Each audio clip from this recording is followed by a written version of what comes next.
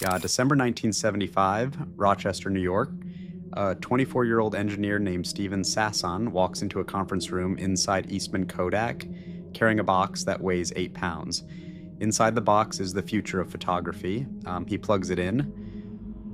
23 seconds later, a black and white image appears on a television screen.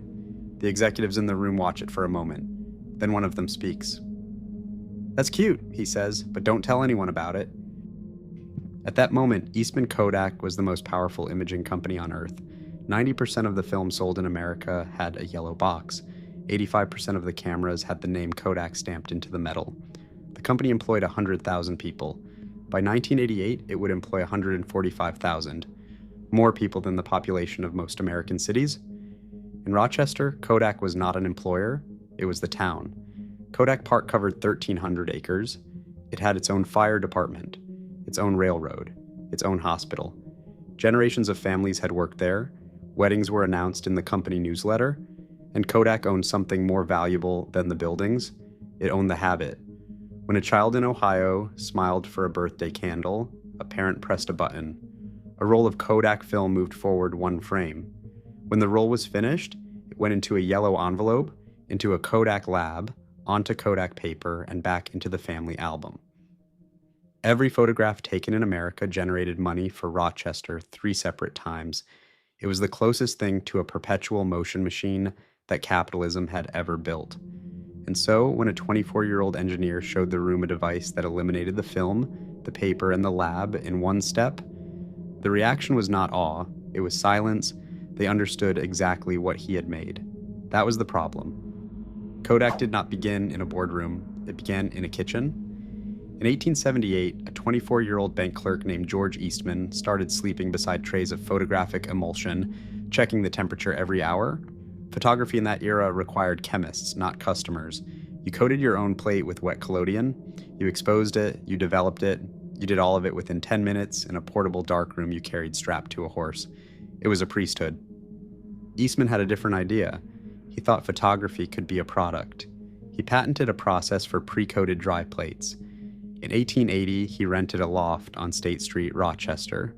A buggy whip manufacturer named Henry Strong gave him $5,000. They named the company Eastman Dry Plate. In 1885, Eastman invented roll film, the first transparent, flexible photographic film. In 1888, he built a camera around it. He called it Kodak because he liked the letter K. A firm, sharp letter, he wrote. And because the word he said meant nothing at all, the camera cost $25. It came loaded with 100 exposures. When you were finished, you mailed the entire camera back to Rochester. Kodak developed the roll, printed the photographs, reloaded the camera, and sent it back to you. The slogan was 7 words long. You press the button, we do the rest. In 1900, Eastman launched the Brownie. It cost $1. It was marketed to children. By 1930, Kodak controlled 3/4 of the photographic film sold in the United States.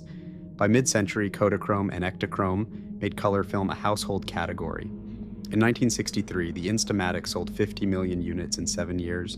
Eastman himself died on March 14, 1932. He was 77. He had cured tens of thousands of Rochester families out of poverty. He had founded a university, a music school, a museum. That afternoon, he sat at his desk and shot himself in the heart. The note said, "To my friends, my work is done. Why wait?" By then, the empire was self-operating. It made money in every recession. It made money through 2 world wars. It made money when the children of Rochester grew up and moved away, and made money again when they came back to raise their own children. Kodak moments. That was what Americans called their own memories. Steven Sasson had been at Kodak for 2 years. His supervisor, a man named Gareth Lloyd, had given him a vague assignment. Find out if a new component called a charge-coupled device, a CCD invented at Bell Labs 6 years earlier, could capture a still image. Sasson was 24. He did not know the assignment was impossible. So he built it. He used a lens from a Super 8 movie camera, electronics scavenged from a Polaroid, a Fairchild CCD that was 100 pixels by 100 pixels, 10,000 pixels in total, 0.01 megapixels. He wrote the code to convert the analog output into digital data. He stored the images on a cassette tape. He built a playback device to read the tape and feed it to a television. The first image was of a lab technician named Joy. It took 23 seconds to capture. The image was black and white, it was blurry, and it was the first digital photograph ever recorded. Sasson gave the demo dozens of times over the next 3 years. He demoed for product managers, marketing leads, executives. The questions were always the same. How long until it matches film? About 15 to 20 years, he said. Honestly, who wants to look at their pictures on a television set? The executives were not stupid, they were doing the math. Every photograph taken in America earned Kodak money on the film. Again on the processing, again on the paper, 3 margins per picture. Digital photography eliminated all 3 in one stroke. The Rochester engineers had not failed to see the future. They had seen it precisely and written the report on it. In 1977, Kodak filed patent 4131-9-19, electronic still camera, and locked the prototype in a cabinet. 4 years later, an executive named Larry Matteson wrote a memo inside Kodak. He predicted the exact timeline. Government use by 1982, professional use by 1992, consumer by around 2010. Management read the memo. The memo was filed. They knew when the storm would arrive. They decided to wait for it. This episode is sponsored by my own private community, a curated library of case studies on how empires choose the present over the future. Every week I break down a different company. The memo nobody acted on, the product nobody shipped, the decision that looked rational until it wasn't. It's for founders, operators, and the curious. Link is in the description below. Now back to Rochester. On August 25th, 1981, 6 years after the Kodak prototype was locked away, Sony unveiled a device called the Mavica. It was a still video camera, electronic capture, no film. It was not yet digital. It did not need to be. What mattered was the first sentence of the industry press release. The camera no longer requires film. By 1987, Canon, Casio, Minolta, Konica, and Nikon had all shown competitive models. Kodak had shown one too, but Kodak's reference case was internal. Its commercial partner, Apple, shipped the first consumer digital camera sold in an American store in 1994. The QuickTake 100, the imaging module, was built by Kodak engineers. The logo on the box was a rainbow apple. Inside Rochester, strategy stayed anchored to film. In 1988, CEO Kay Whitmore authorized the $5.1 billion acquisition of Sterling Drug, an attempt to diversify sideways into pharmaceuticals. The drug company was overvalued. Kodak would unwind it over the next decade at a loss estimated near $4 billion. In 1990, Kodak launched Photo CD. You scanned your film onto a compact disc, watched your photographs on a television. Almost no one bought it. In 1996, Kodak joined the industry consortium, launching Advanced Photo System, a new film format, at the exact moment consumer digital cameras became affordable. By 1998, Kodak shipped the Advantix Preview, a film camera with a small LCD screen. Critics called it a digital camera that still used film. They meant it as an insult. In 1993, the board fired Whitmore and hired George Fisher from Motorola, the first outsider CEO in Kodak history. Fisher would later tell the New York Times they regarded digital photography as the enemy. He divested Sterling. He poured $500 million a year into digital R&D. In 1997, Kodak's revenue dropped from $16 billion to $14. Net income collapsed from $1.3 billion to $5 million. Digital imaging alone lost $400 million that single year. By 2005, Kodak was the American market leader in digital cameras. Each unit sold replaced roughly 5 rolls of film per customer per year. Kodak was winning the camera war. It was losing the company. Then in 2007, Apple released a phone with a camera. Inside 5 years, the digital camera market, the market Kodak had bled a decade to build, collapsed underneath Kodak's own feet. In 2005, the board hired Antonio Pérez. He had run Hewlett-Packard's inkjet printer division. His thesis was straightforward. Kodak's dying asset was film. Kodak's replacement asset could be ink. Printers were the new consumable. Sell the hardware, own the cartridges, replicate the old razor and blades model in a different century. Pérez spent hundreds of millions on the EasyShare printer line. He pushed into commercial printing presses. He financed the operation by auctioning off Kodak's patent licenses. The very patents descended from the 1975 prototype to Apple, Samsung, Sony, Nikon, Olympus. At peak, patent licensing alone brought in $800 million a year. It was not enough. The printer business ran behind HP and Canon. The patent licensees eventually stopped renewing. The film business, the only thing Kodak had ever made real margin on, kept shrinking every single quarter. Across the Pacific, a competitor was doing the opposite. Fujifilm, under a chief executive named Shigetaka Komori, audited its own chemistry. 20,000 compounds developed for photography. Komori looked at them and asked a different question. Not, how do we save film? But what are we if not a film company? Fujifilm moved into cosmetics, into pharmaceuticals, into regenerative medicine, into LCD display coatings. By 2020, Fujifilm's market value would exceed $25 billion. Kodak's would hover under $500 million. The difference was not the signal. Both companies saw the same data.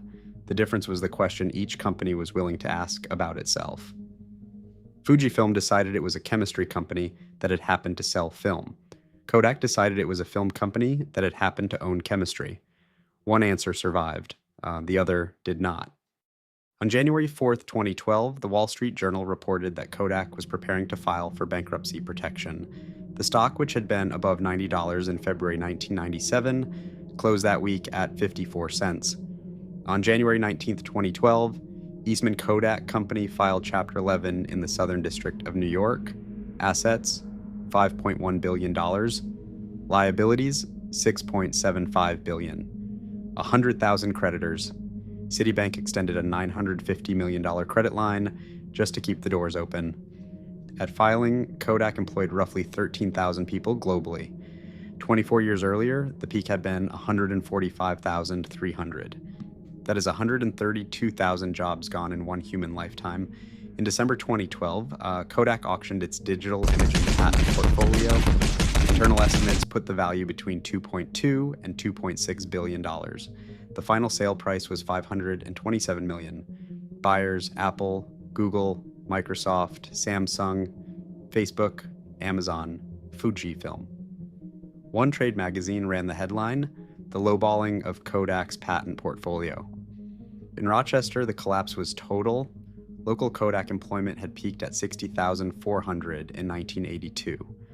By late 2011, it was down to 5,129. One case study from the Stockholm Environment Institute found that between 2007 and 2018, the drop in Kodak output alone erased every economic gain made by every other sector in the city of Rochester combined. The patent on the digital camera, US 4131919, expired in 2007, 5 years before Kodak did. Kodak did not fall because Kodak was blind. The Rochester engineers saw the digital century coming more clearly than almost anyone in the world. They built the first digital camera in 1975. 4 years later, Larry Matteson wrote the phase timeline.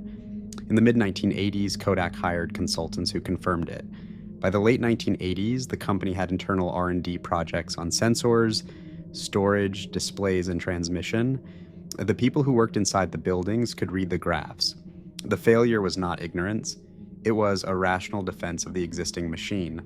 Every senior executive, from George Fisher to Antonio Pérez, looked at Kodak's financials and arrived at the same conclusion. The film business threw off more cash per employee than any plausible digital business ever would. To go digital fully and quickly would be to strangle the source of every salary in the building, including their own. So they didn't strangle it, they protected it.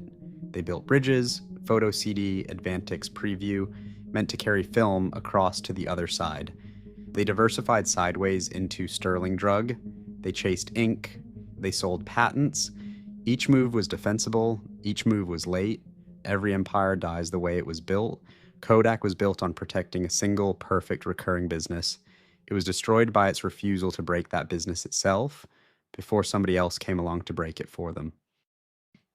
In December 1975, a 24-year-old engineer in a Rochester conference room carried an 8-pound box into a meeting and showed a television screen to the men who ran Eastman Kodak.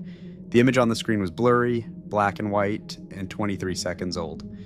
He was holding, at that moment, everything the company had been for 95 years, and everything the company would eventually fail to become. One of the executives looked at him and said, Don't tell anyone about it. He didn't. For 30 years, he didn't, and Kodak, for all of those 30 years, quietly charged the world rent on the technology it refused to sell.